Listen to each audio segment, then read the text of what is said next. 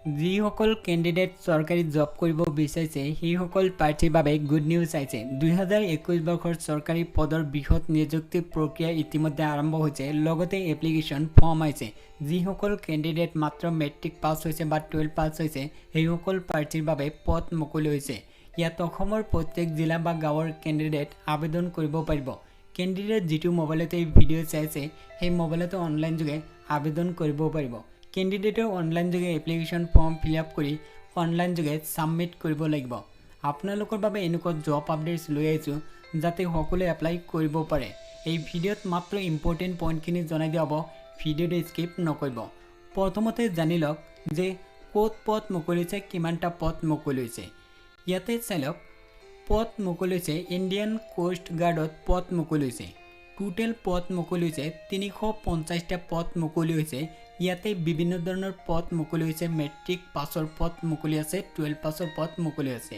যিসকল কেণ্ডিডেট এতিয়ালৈকে কোনো ধৰণৰ জব কৰা নাই, মানে ফ্ৰেছাৰ কেণ্ডিডেট হয়, এইসকল কেণ্ডিডেটৰ বাবেও পদ মুকলি হৈছে। 1 নম্বৰ যিটো পোষ্ট, এই পোষ্টৰ নাম হ'ল নেভিক জেনেৰেল ডিউটি। টোটেল পদ মুকলি হৈছে 260 পদ মুকলি হৈছে। নেভিক জেনেৰেল ডিউটি এই পোষ্টৰ চেলাৰী হ'ব প্ৰতি মাহে 21,700। আৰু ইয়াতে কৈছে যে নেভিক যদি জেনেৰেল ডিউটি পোষ্টত আবেদন কৰিবলৈ প্ৰাৰ্থীৰ শিক্ষাগত অৰ্হতা বিচাৰিছে 10+2 মেথছ আৰু ফিজিক্স ছাবজেক্ট বিচাৰিছে। মানে 12 পাছ ছায়েন্সৰ পৰা হ'ব লাগিব, তেতিয়াহে নেভিক জিডি এই পোষ্টত আবেদন কৰিব পাৰিব। কাৰণ ইয়াতে মেথছ আৰু ফিজিক্স ছাবজেক্ট বিচাৰিছে। যিসকল কেণ্ডিডেট 12 পাছ আৰ্টছৰ বা কমাৰ্চৰ পৰা কৰিছে সেইসকল প্ৰাৰ্থীয়ে নেভিক জিডি এই পোষ্টত আবেদন কৰিব নোৱাৰিব, কাৰণ মেথছ আৰু ফিজিক্স ছাবজেক্ট বিচাৰিছে। আবেদন কৰা প্ৰাৰ্থীৰ বয়স হ'ব লাগিব 18ৰ পৰা 22ৰ ভিতৰত হ'ব লাগিব, ইয়াত জনাই দিছে। আৰু কেণ্ডিডেট এজ ৰিলেক্সেশ্যন নটিফিকেশ্যনত চাব পাৰিব। 2 নম্বৰ যিটো পোষ্ট, সেই পোষ্টৰ নাম হ'ল নেভিক ডমেষ্টিক ব্ৰাঞ্চ। টোটেল পদ মুকলি হৈছে 50টা পদ মুকলি হৈছে। নেভিক ডমেষ্টিক ব্ৰাঞ্চ এই পোষ্টৰ চেলাৰী হ'ব প্ৰতি মাহে 21,700। আৰু ইয়াতে কৈছে নেভিক ডমেষ্টিক ব্ৰাঞ্চ এই পোষ্টত আবেদন কৰিবলৈ প্ৰাৰ্থীৰ শিক্ষাগত অৰ্হতা মেট্ৰিক পাছ বিচাৰিছে। লগতে কৈছে আবেদন কৰা প্ৰাৰ্থীৰ বয়স হ'ব লাগিব 18ৰ পৰা 22ৰ ভিতৰত হ'ব লাগিব, এজ ৰিলেক্সেশ্যন নটিফিকেশ্যনত চাব পাৰিব। 3 নম্বৰ যিটো পোষ্ট, এই পোষ্টৰ নাম হ'ল আন্ত্ৰিক মেকানিকেল। টোটেল পদ মুকলি হৈছে 20টা পদ মুকলি হৈছে। আন্ত্ৰিক মেকানিকেল এই পোষ্টৰ চেলাৰী হ'ব প্ৰতি মাহে 29,200। আবেদন কৰা প্ৰাৰ্থীৰ শিক্ষাগত অৰ্হতা 10 পাছ বিচাৰিছে। লগতে কৈছে যে diploma in mechanical engineering pass কৰা হ'ব লাগিব। যিসকল কেণ্ডিডেট 10 পাছ হৈছে লগতে diploma in mechanical engineering pass হৈছে সেইসকল প্ৰাৰ্থীয়ে আবেদন কৰিব পাৰিব। মাত্ৰ 10 পাছ কেণ্ডিডেট ইয়াত আবেদন কৰিব নোৱাৰিব। যিসকল কেণ্ডিডেট 10 পাছ হৈ যদি পলিটেকনিক পঢ়িছে সেইসকল কেণ্ডিডেটেও আবেদন কৰিব পাৰিব, কিন্তু মেকানিকেল ব্ৰাঞ্চ লৈ মেকানিকেল ইঞ্জিনিয়াৰিং ব্ৰাঞ্চ লৈ পাছ আউট হ'ব লাগিব। লগতে ইম্পৰ্টেণ্ট AICTE এপ্ৰুভ চাৰ্টিফিকেট থাকিব লাগিব, তেতিয়া আবেদন কৰিব পাৰিব। 4 নম্বৰ যিটো পোষ্ট, এই পোষ্টৰ নাম হ'ল এণ্ট্ৰিক ইলেক্ট্ৰিকেল। টোটেল পদ মুকলি হৈছে 13টা পদ মুকলি হৈছে। প্ৰতি মাহে চেলাৰী হ'ব 29,200। ইয়াতে কৈছে যে 10 প্লাছ হ'ব লাগিব, 10 পাছ হ'ব লাগিব, লগতে ডিপ্ল'মা ইন ইলেক্ট্ৰিকেল পাছ হ'ব লাগিব, ইয়াত জনাই দিছে। 5 নম্বৰ যিটো পোষ্ট, এই পোষ্টৰ নাম হ'ল এণ্ট্ৰিক ইলেক্ট্ৰনিক্স। টোটেল পদ মুকলি হৈছে 7টা পদ মুকলি হৈছে। 29,200 প্ৰতি মাহে চেলাৰী হ'ব। ইয়াতে শিক্ষাগত অৰ্হতা বিচাৰিছে 10 পাছ, লগতে ইলেক্ট্ৰনিক্স ডিপ্ল'মা লৈ পাছ হ'ব লাগিব। ডিপ্ল'মা ইন ইলেক্ট্ৰনিক্স পাছ হ'লে আবেদন কৰিব পাৰিব। তাৰপিছত ইয়াতে চাওক, ইয়াতে কেটেগৰী ৱাইজ ভেকেঞ্চি মেনশ্যন কৰি দিছে।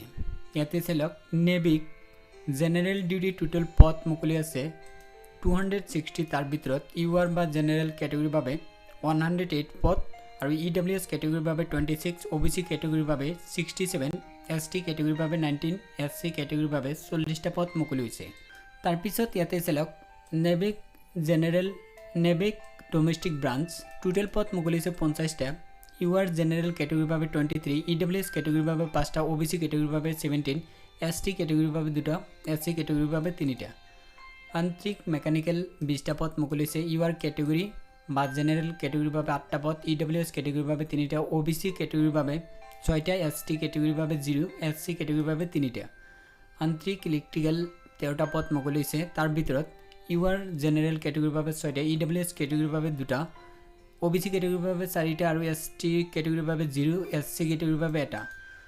আন্ত্ৰিক ইলেক্ট্ৰনিক্স 7টা পদ মুকলিছে, তাৰ ভিতৰত ইউআৰ জেনেৰেল কেটেগৰীৰ বাবে 6টা, ইডব্লিউএছ কেটেগৰীৰ বাবে 1টা, টোটেল হৈ গ'ল 8টা। ইয়াতে ইম্পৰ্টেণ্ট পইণ্ট উল্লেখ কৰিছে, এইবিলাক ভেকেঞ্চি টেন্টেটিভ ধৰি দিছে। তাৰপিছত ইয়াতে ইম্পৰ্টেণ্ট পইণ্ট উল্লেখ কৰিছে, এইটো চেঞ্জ হ'ব পাৰে, ইয়াতে উল্লেখ কৰিছে। তাৰপিছত সিলেকশ্যন প্ৰচেছ চাই লওক। সিলেকশ্যন প্ৰচেছ প্ৰথম হ'ব ৰিটন এক্সামিনেশ্যন। ষ্টেজ 1ত ৰিটন এক্সামিনেশ্যন হ'ব। তাৰপিছত ষ্টেজ 2 ইয়াতে কি হ'ব, ফিজিকেল ফিটনেছ টেষ্ট হ'ব, ডকুমেণ্টছ ভেৰিফিকেশ্যন হ'ব, তাৰপিছত মেডিকেল এক্সামিনেশ্যন হ'ব। তাৰপিছত ষ্টেজ 3ত আকৌ ডকুমেণ্টছ ভেৰিফিকেশ্যন হ'ব, তাৰপিছত ফিটনেছ মেডিকেল ফিটনেছ ফাইনেল যিটো টেষ্ট সেইটো হ'ব। তাৰপিছত ইয়াতে চাই লওক, তাৰপিছত ফাইনেল ছাবমিশ্যন কৰিব লাগিব, অৰিজিনেল ডকুমেণ্টছ পুলিচ ভেৰিফিকেশ্যন এইখিনি দিব লাগিব।